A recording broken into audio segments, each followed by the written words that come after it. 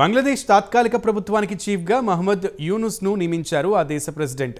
ఇక 84 ఏళ్ల యూనుస్ విషయానికి వస్తే ఆయన 2006లోనే నోబెల్ శాంతి బహుమతి గ్రహీత. ప్రస్తుతం ఆయనను బ్యాంకర్ టు ది పూర్గా పిలుస్తుంటారు. బంగ్లాదేశ్లో పేదరికం నుంచి లక్షలాది మందిని బయటకు తెచ్చారు ఆయన. కాగా తాజా పరిణామాల క్రమంలో ఆయన తక్షణమే దేశంలో ఎన్నికలు నిర్వహించాలని కోరుతున్నారు. కాగా మాజీ ప్రధానమంత్రి షేక్ హసీనా విధానాలను తీవ్రంగా వ్యతిరేకించిన యూనుస్ బంగ్లాదేశ్ ప్రభుత్వం హెడ్గా బాధ్యతలు స్వీకరించాల్సి ఉంది. ఇంతకు యూనుస్ ఎవరు, ప్రభుత్వంలో ఆయన పాత్ర ఏమిటి అనే అంశాలపై మరింత సమాచారం ఇప్పుడు తెలుసుకుందాం.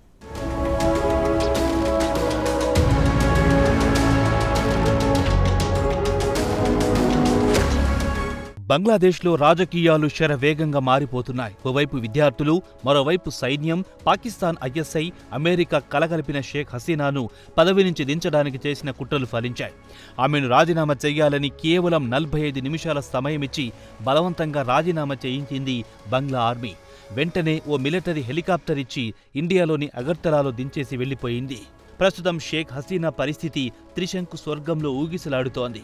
బ్రిటన్ ఈమెకు తాత్కాలిక శరణార్థి హోదాను ఇవ్వడానికి నిరాకరించింది. దీని వెనుక అమెరికా హస్తముందని రాజకీయ పరిశీలకులు భావిస్తున్నారు.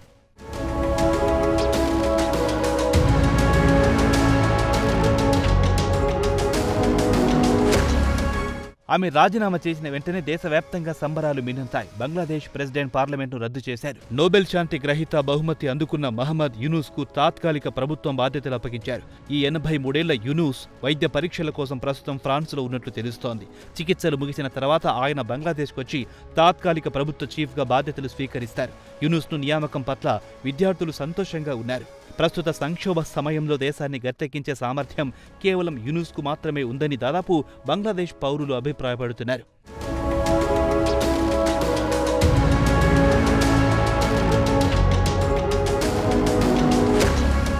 ఇక యూనుస్ వ్యక్తిగత విషయాలకొస్తే ఆయన 1940లో బంగ్లాదేశ్లోని చిట్టగాంగ్లో జన్మించారు. ఢాకా యూనివర్సిటీలో విద్యనభ్యసించారు. అటు తర్వాత స్కాలర్షిప్తో అమెరికాలోని వండర్బిల్ట్ యూనివర్సిటీ నుంచి ఎకనామిక్స్లో PhD చేశారు.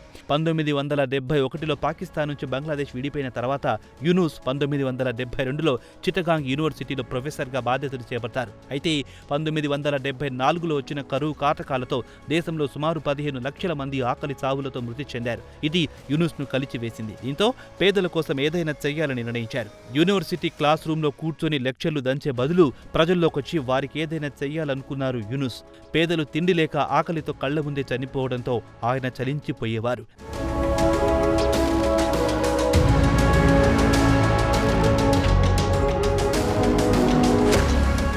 వెంటనే తన ప్రజల కోసం మానవతా దృక్పథంతో ఏదైనా చేయాలని నిర్ణయించారు. తక్షణమే తన జేబుల్లోంచి చిన్న చిన్న మొత్తాలను తీసి పేదలకు రుణాలివ్వడం మొదలెట్టారు. అటు తర్వాత 1983లో ఆయన గ్రామీణ బ్యాంకును స్థాపించారు. చిన్న మొత్తాలను రుణాలుగా ఇచ్చి ప్రజలను పేదరికం నుంచి బయటికి తెచ్చారు. దీంతో యూనుస్ పేరు యావత్ ప్రపంచంలో మారుమోగిపోయింది.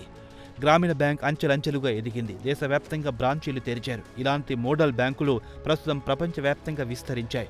యూనుస్ సమాజానికి చేసిన సేవను గుర్తించి 2006లో ఆయనకు నోబెల్ శాంతి బహుమతి లభించింది. కాగా ఆయన సుమారు $6 బిలియన్, ఇండియన్ కరెన్సీ ప్రకారం సుమారు 50,000 కోట్ల రుణాలిచ్చారు. ముఖ్యంగా గృహాలు నిర్మించుకోవడానికి, విద్యార్థులకు, మహిళలకు స్వయం ఉపాధి కోసం చిన్న మొత్తాల్లో రుణాలు ఇచ్చారు.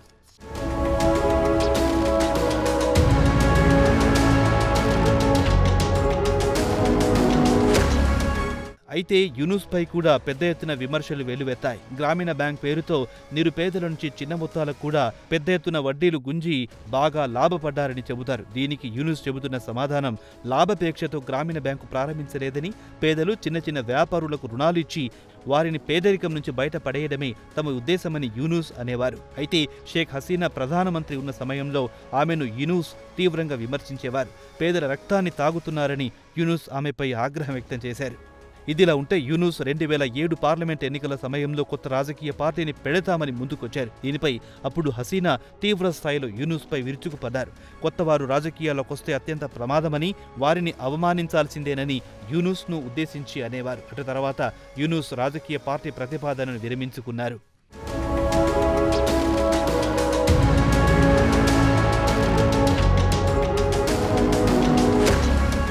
2011లో హసీనా ప్రభుత్వం అక్కడ సెంట్రల్ బ్యాంక్, గ్రామీణ బ్యాంక్ మేనేజింగ్ డైరెక్టర్ పదవి నుంచి యూనుస్ను తొలగించింది. రిటైర్మెంట్ ఏజీ చూపించి ఆయన పదవి నుంచి తొలగించింది. అటు తర్వాత ఆయనపై ప్రభుత్వం పలు కేసులను నమోదు చేయించింది.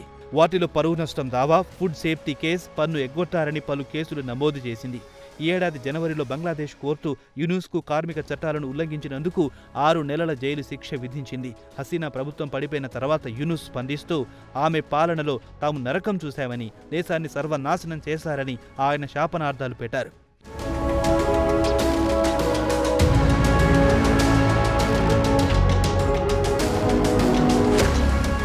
ఇక తాత్కాలిక ప్రభుత్వ చీఫ్గా బాధ్యతలు చేపట్టనున్న యూనుస్ పలు సవాళ్లను ఎదుర్కోవాల్సి వస్తుంది. ముఖ్యంగా శాంతి భద్రతలను అదుపు చేయాల్సి ఉంది. దీంతో పాటు బంగ్లాదేశ్ ఆర్థిక పరిస్థితి దారుణంగా తయారయ్యింది.